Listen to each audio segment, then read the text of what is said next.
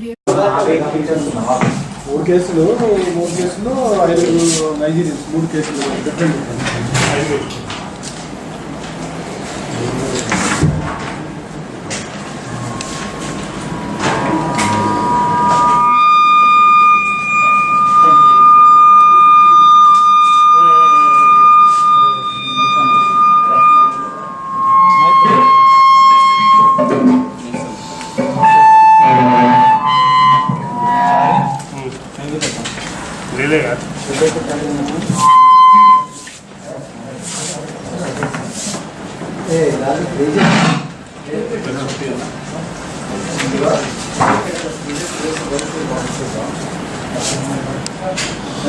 Okay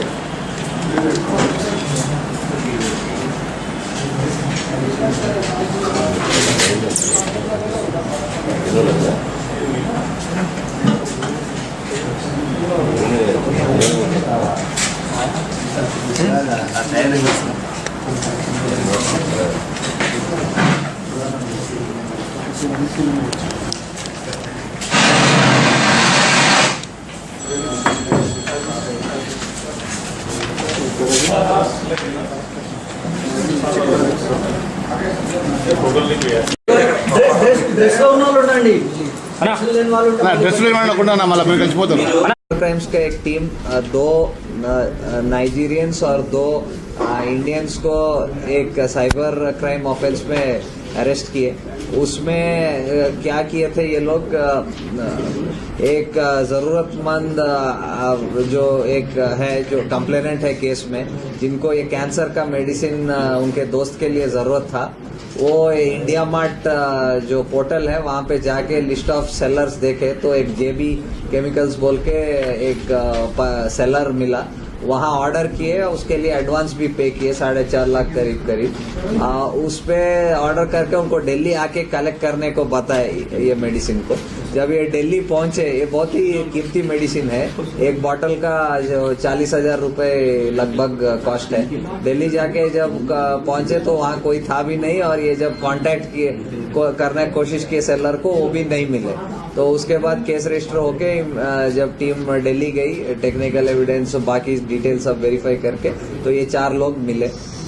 generally cyber crimes में क्या होता है, बैंक अकाउंट होल्डर या इंटरमीडियरीज मिलते रहते हैं जो मेन ऑफेंडर से काफी समय मतलब चालाकी के वजह से वो मतलब पुलिस के जो नेट में नहीं आ पाते। तो इस बार ये जो मेन मास्टरमाइंड है इनको भी पकड़े। यही नहीं, ये पिछले 15 दिन में जो टीम दिल्ली गई थी उसमें 5 नाइजीरियन नेशनल्स को भी पकड़े। तो ज्यादातर ये कम मिलते हैं क्योंकि वही जैसे पहले बताया कि जो इंटरमीडियरीज या फिर बैंक अकाउंट होल्डर्स मिलते रहते हैं। तो दूसरे केस में एक जिसमें 2 नाइजीरियंस पकड़े गए थे, वो एक गिफ्ट फ्रॉड था कि बड़ा गिफ्ट मिलने वाला है, उसके लिए पैसा देना है, और उससे पहले मैट्रिमोनी फ्रॉड था। तो ये केसेस में इनको पकड़े। अभी इनका पासपोर्ट डिटेल्स और बाकी कुछ लोगों के पास पासपोर्ट भी नहीं है, वो भी वेरीफाई कर रहे कौन है आइडेंटिटी। और इनके पास से जो लैपटॉप सेलफोन जो सीज हुआ है उससे और वेरीफाई करेंगे दूसरे कहीं विक्टिम्स है कि नहीं।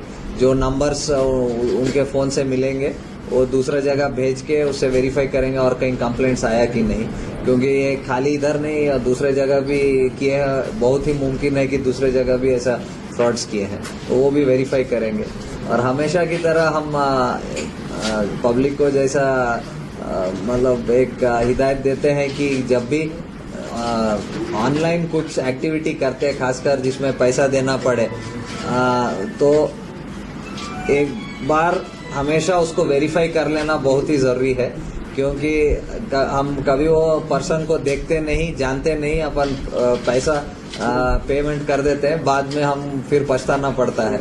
तो उसके लिए काफी जगह जो टीम्स है जहां पब्लिक गैदरिंग्स, फेस्टिवल्स में जाके अवेयरनेस प्रोग्राम्स, ये पैम्फलेट्स वगैरह सब डिस्ट्रीब्यूट कर रहे हैं, लोगों को बता भी रहे हैं ओटीपी फ्रॉड्स के बारे में, debit card, credit card frauds, और ऐसे जो टिपिकल ऑनलाइन ऐसा गिफ्ट फ्रॉड्स या फिर लॉटरी फ्रॉड्स, ये सब के बारे में।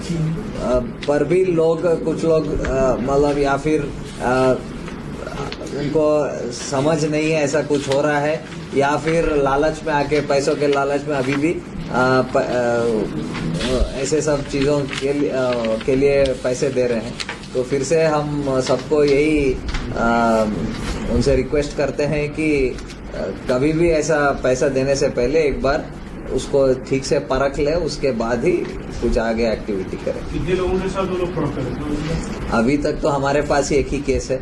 अभी उनके जो सेलफोन और लैपटॉप से जो इन्फॉर्मेशन मिलेगा और उसको एक्सट्रैक्ट करके देखेंगे कि और कुछ नंबर्स या कॉन्टैक्ट्स है जिनसे ये लोग टच में आए और वहाँ से कुछ पैसे लिए कि नहीं, वो वेरीफाई करेंगे। है तो जो कंसर्न जुरिस्डिक्शनल यूनिट्स है उनको फिर बताएंगे। कितना अमाउंट लिया था वो लोग? ये केस में जो अभी जो फिलहाल जो केस है उसमें करीब 4.5 लाख 4 लाख